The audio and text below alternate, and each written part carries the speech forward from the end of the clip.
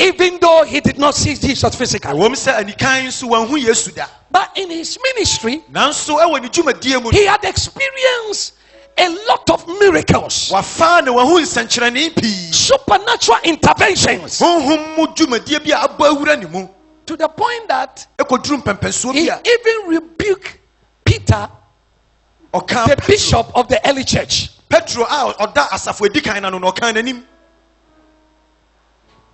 And Paul, he went through a lot of persecution. Okay? People rose against him. They were trying to stop him from talking about Jesus. Anytime I mention Jesus, I wish people know this man. Jesus. Yes. Say Jesus. If you have studied me when I'm even talking, and I mention Jesus, when people sing about Jesus, I cannot stand. I can't. Paul gone through a lot in ministry and in life. And in Philippians chapter 3 verse 10, Paul clearly said the reason the enemies couldn't overcome me, the reason people couldn't destroy me, was just because the power of the resurrection of Jesus that is at work in me.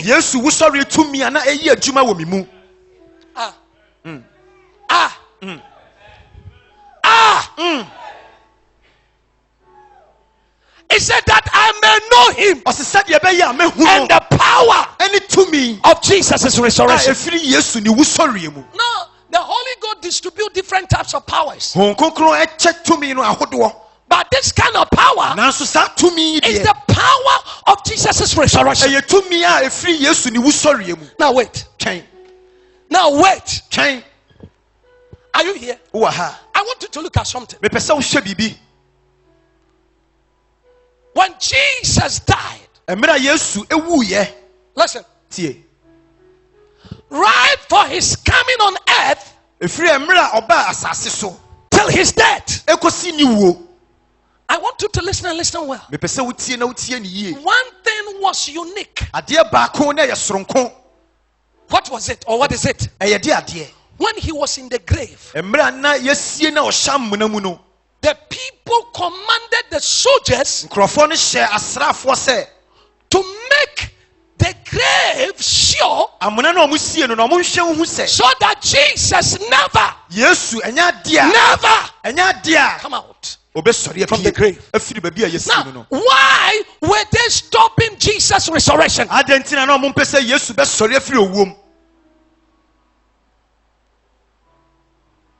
Listen, they quickly and easily kill him. Now you hear? Let's kill him. Let's kill him.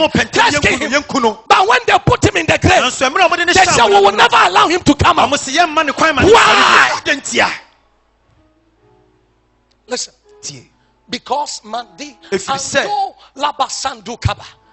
because the total freedom from sin, freedom from poverty, freedom from diseases, freedom from demonic attack will only come from the resurrection of Jesus.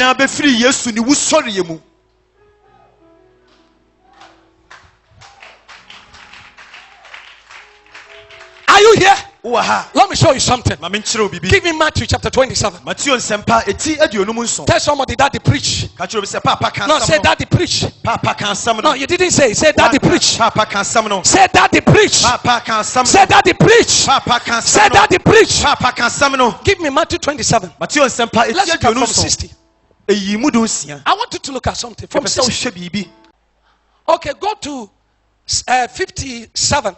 That would be a good place to start. When the evening was come, there came a rich man of what? Arimathea, named what? Joseph, who also himself was what? Jesus' disciples. Verse 58. He went to Pilate and begged the body of Jesus. Then Pilate commanded the body to be what? Delivered. Verse 59. And when Joseph had taken the body, he wrapped it in a clean what? Linen cloth. And let's look at 60. And lay it in his own what? New tomb, which he had hewed out in the rock, and he had rolled a great stone to the door of the sepulchre and departed. Wait. Okay. All of you, are you here? Are you here? Now wait. Okay. Among Jesus' disciples, only Joseph Arimathea gave his tomb that Jesus should be buried in. During that dispensation, if anybody has a tomb kept before his death, it means number one, the person is rich. Number two, the tomb represents his life. Okay? Represent his riches, represent his life. And number three, the tomb represents his future. So he gave it to Jesus. Are you here? I remember years back. We were at Abofu. Achimot area. And then like what Pastor Jima did today. One of the Reverend Pastor Crunchy was teaching. And he was talking about giving. And we just talked about the tomb of Jesus. And the Holy Ghost told me, say, Justice, tell your wife that he should give up her tomb. I said, what is that? At that time, we were sacked from that place. And we had no place to have church. We worship on the trees. You think kingdom, you don't know. We moved to 7 places on the trees. Uncompleted building. And some people told me, say, you can't succeed. Because how can you do this thing? My brothers and sisters, all of them said, we told you about this church. If God has called you, just keep your mouth shut. And he said, God said you establish one of the big churches in the world. Okay. People started laughing at me. Say, some of the members say, Daddy, where will we go? Or where are we going? And you know one thing I said? I said, if the church is my church, we will fail. But if it is his church, we will not fail. Because Jesus said, I will build mine. I'm just a laborer. And you know what happened? So my wife, I told my wife, I said, the Lord said, give up your tomb. At that time, I just asked her to resign from work. And they gave her 1,200, that time 12 million. He gave her tithe out of it. And then the one that was left, he kept it in the bank. I said, the Lord said, that's your tomb. At that time, 9-10 years ago, it was money. I collected that money. We added the 5 million we had.